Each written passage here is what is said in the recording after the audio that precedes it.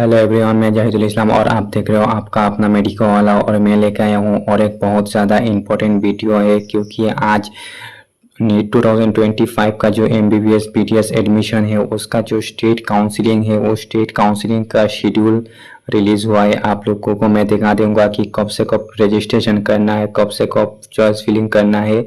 ये पूरा schedule release हुआ है और इसलिए वीडियो बहुत इंपॉर्टेंट होने वाला है। और इस वीडियो के अंदर मैं सिर्फ ये नहीं, पूरा एनेक्सआर के बारे में ए टू जेड काउंसलिंग प्रोसेस, क्या डॉक्यूमेंट चाहिए, कब रजिस्ट्रेशन करना है, ये पूरा सारा चीज़ बताऊंगा। एकदम फर्स्ट राउंड से लेकर लास्ट राउंड तक कैसा कैसा करना होता है। इसलिए वीडियो बहुत इंपॉर्टेंट होने वाला है और इसलिए ये वीडियो को आप बिना स्किप करके पूरा देखिए, ताकि आपको कोई भी इंपॉर्टेंट इंफॉर्मेशन मिस ना हो जाए। और वीडियो को स्टार्ट करने से पहले और एक रिक्वेस्ट है, अगर वीडियो अच्छा लगे तो लाइक कर देना, शेयर कर देना और चैनल पे नया हो तो चैनल को सब्सक्राइब करके रखना, ताकि हर एक इंपॉर्टेंट वीडियो जब भी इस चैनल पे अपलोड होता है वो सबसे पहले आपके पास जाके पहुंचे। और आपका एक लाइक, एक सब्सक्राइब हमें बहुत ज़्यादा मोटिवेशन देता है कि और नया नया वीडियो बनाने के लिए, क्योंकि एक वीडियो बनाने में बहुत मेहनत करना पड़ता है। और जब आप लोग लाइक करते हो और सब्सक्राइब करते हो तो हमारा ये मोटिवेशन बहुत बढ़ जाता है वीडियो बनाने के लिए। तो शुरू करते हैं वीडियो को।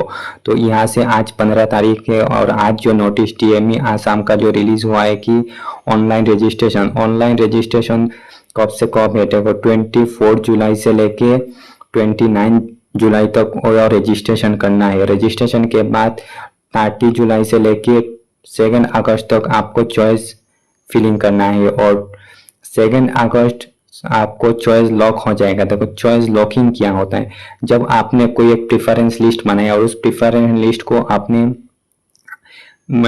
चॉइस कर लिया, लेकिन आपने जब ये प्रेफरेंस लिस्ट को चॉइस एक बार कर लोगे तो करने के बाद उसको चेंज भी कर सकते हो। लेकिन आपने अगर चॉइस को लॉक कर दिया तो लॉक करने के बाद आप चेंज नहीं कर सकते हो। तो इसलिए जब भी आप चॉइस फिलिंग करते हैं तो आपको लॉक नहीं करना चाहिए, क्योंकि अगर आपने पहले ही लॉक कर दिया तो आपने बाद में ये जो प्रेफरेंस लिस्ट है उसको चेंज नहीं कर सकते हो।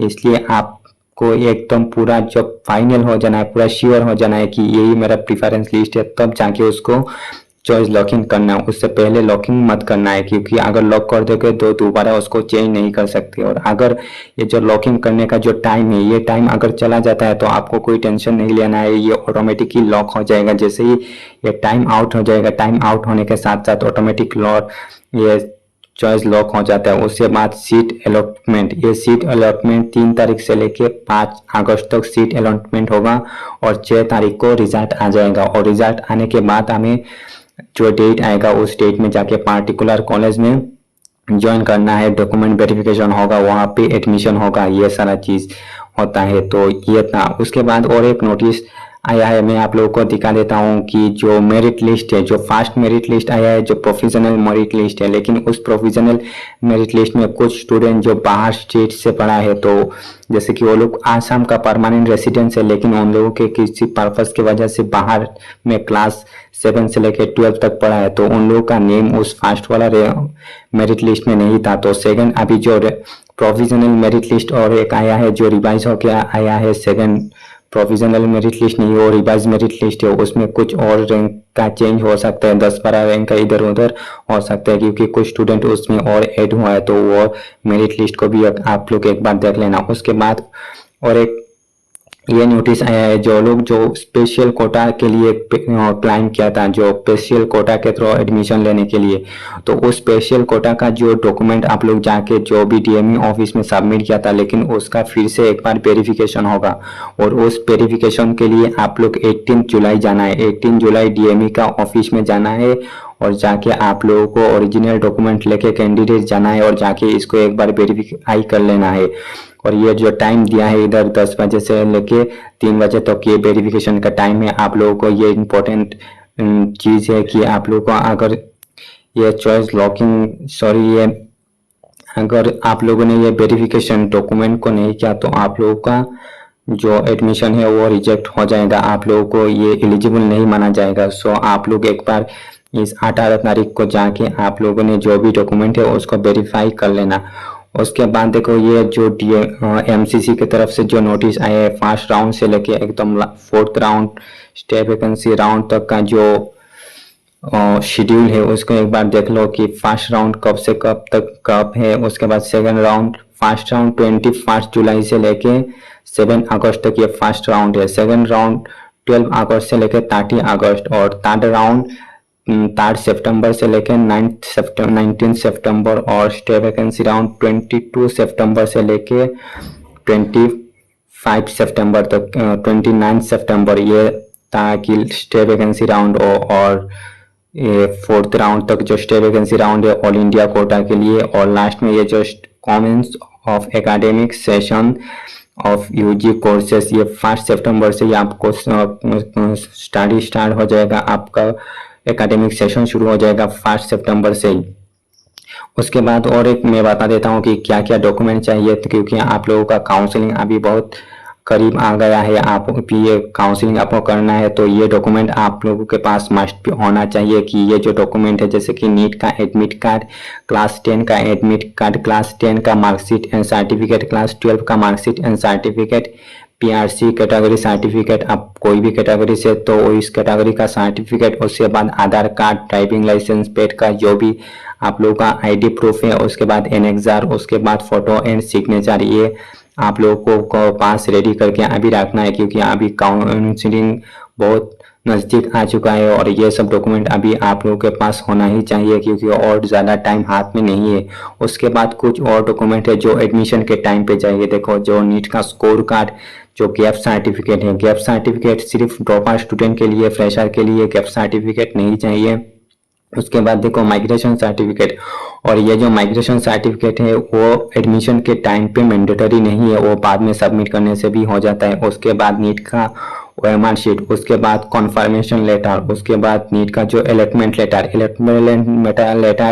ये होता है कि अलॉटमेंट लेटर ये होता है कि जो आप लोगों का जब काउंसलिंग करने के बाद जो लिस्ट निकलेगा उस सिलेक्शन लिस्ट का जिस पेज के आपका नाम है उस पेज को ही अलॉटमेंट लेटर बोला जाता है। जैसे कि अगर तुम्हारा नाम कोई भी XYZ है और जिस पेज में आपका ये नाम और आपको कौन सा कॉलेज अलॉट हुआ है वो रहेगा तो उसी को ही अलॉटमेंट लेटर बोलते हैं। उसके बाद ट्रांसफर सर्टिफिकेट, कैरेक्टर सर्टिफिकेट, ये भी कुछ कुछ कॉलेज मांगता है तो इसको भी आप लोगों को पास रखना है। उसके बाद मैं बता देता हूँ पूरा एनेक्सर के बारे में। देखो एनेक्सर जो पीआरसी वेरिफिकेशन, देखो आप भी अगर आपके पास पीआरसी हो तो यह नहीं चलेगा।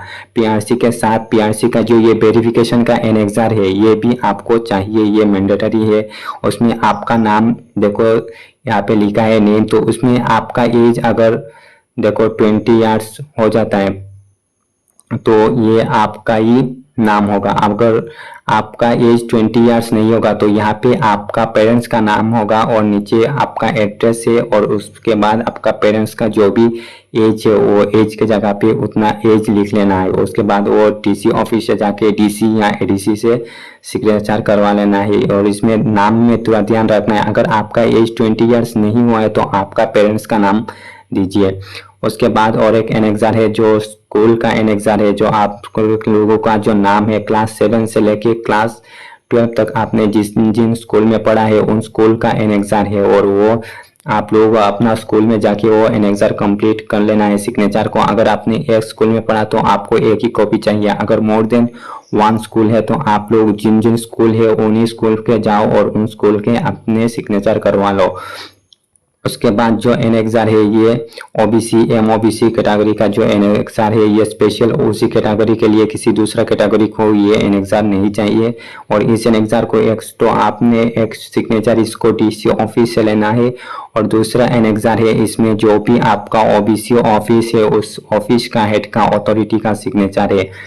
और उसके बाद आपको और एक एनेक्सर चाहिए जो SC कैटेगरी के लिए, ये भी आप लोग देखना हो उसी तरफ उसी सेम ही एनेक्सर है जो यहाँ पे भी आपका जो SC का ऑफिस है उस SC का ऑफिस का हेड का सिग्नेचर एंड डिप्टी जो भी डिस्ट्रिक्ट ऑफिसर है उसका सिग्नेचर है। उसके बाद आप लोगों को ST प्लेन और ST हिल का उसी के जैसा ये भी एनेक्सर है। और ये जो एनेक्सर अभी मैंने बताया ये स्पेशल कैटेगरी के लिए, सबके लिए जो ST SC एंड OBC का कैटेगरी का कैंडिडेट के लिए ये तीनों एनेक्सर है।